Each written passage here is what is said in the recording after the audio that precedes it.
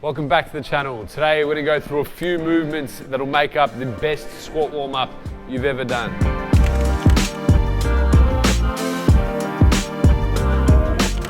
The big three movements in the squat, bench and deadlift can bias us towards some extension-based postures. Now, this isn't a bad thing, and it's probably a big reason as why we can push some of the bigger weights we do in the squat, bench and dead, but it can potentially sometimes limit range of motion. And then when leading into our big lifts or our workouts, it sometimes takes a little while to get into positions that feel good. We're gonna go over some movements that work to, turn down some of the muscles that are used quite a bit in our squat, bench and deadlift, and they're gonna work to, facilitate muscles that will put us in a good position to produce more force in our big lifts. So the first movement we're gonna go through is the 90-90 hip lift. If you've been following us for a while, we've got some more in-depth tutorials on this exercise. If you scroll down in the YouTube channel, you'll find them. We'll just go over why we're gonna do this in our squat warm-up. When Lewis gets in this position and he drives his heels down, he'll facilitate a bit of hamstring. From here, this will tilt his pelvis upwards, flatten the low back to the ground, and when he does his breathing, what's going to happen is Lewis will do a full inhale, everything expands, full exhale, and as he exhales, ribs come down, and he'll find abs and hamstrings. So going to do a few breaths here, probably about 5 breaths we'll go for. Usually by doing these exhales and doing this exercise, we find that the muscles of the low back turn down a little bit, our hip flexors and quads turn down a little bit, and we get a bit more hamstrings and abs. And when trying to find a bit more range of motion in our squat, this works to really improve position, and in our squat can really help us to hit depth without worrying about stretching and doing any unnecessary mobility work. The next movement we're going through is Lat Hang Breathing. What we find in squats and bench press is that our lats, mid back and lower back can get really shortened just through this position. The Lat Hang Breathing exercise works to pretty much do the opposite.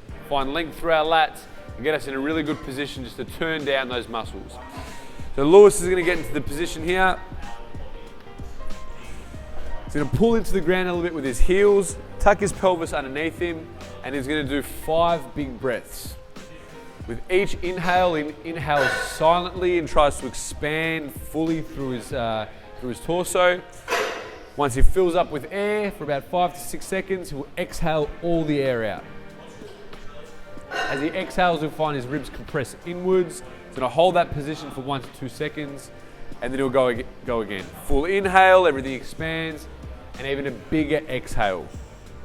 All the air out, go, go, go. We program this for 1 to 2 sets of about 5 breaths.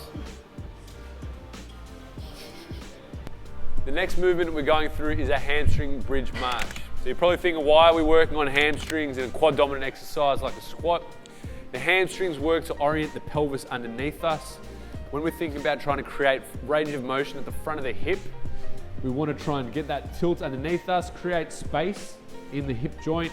Then from there, we'll have a much easier range or accessible range in the squat. So what Charlie's going to do is big exhale to set his ribs down, tilt his pelvis underneath him. He's going to drive his heels down into the box, hold this hip position, and then he'll alternate legs. With this, we want him just to breathe normally. If he wanted, he could add a full exhale in the top position. We generally do this about 3 to 5 reps on each side. Fantastic. And the last movement we're going to be doing is a goblet squat with heels elevated. We love the goblet squat in this position because it really makes it easy for us to maintain the rib and pelvis relationship. If you find that you struggle with shooting your hips back into a squat, this exercise will be great for you.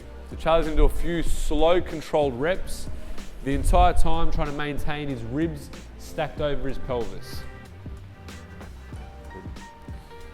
So it's a lot easier to maintain this position when keeping the elbows up a little bit.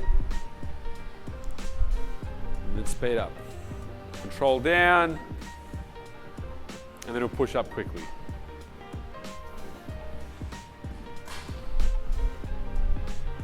Perfect.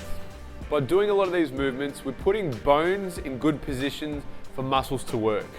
When we squat, we want to make sure that our quads are working, Our ribs are stacked over our pelvis so that we're getting sort of equal contribution from both abs and low back without unnecessary stress to the muscles on the back side of our body.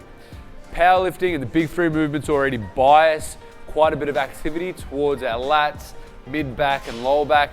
We want to try and just shift the volume throughout the body and make sure that we're giving our muscles the best chance to produce force. So that's a commonly programmed warm-up for our squats here at Melbourne Strength Culture. Give it a shot.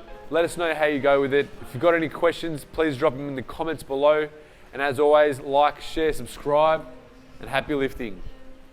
George Litho, bust a flex. Oh, happy.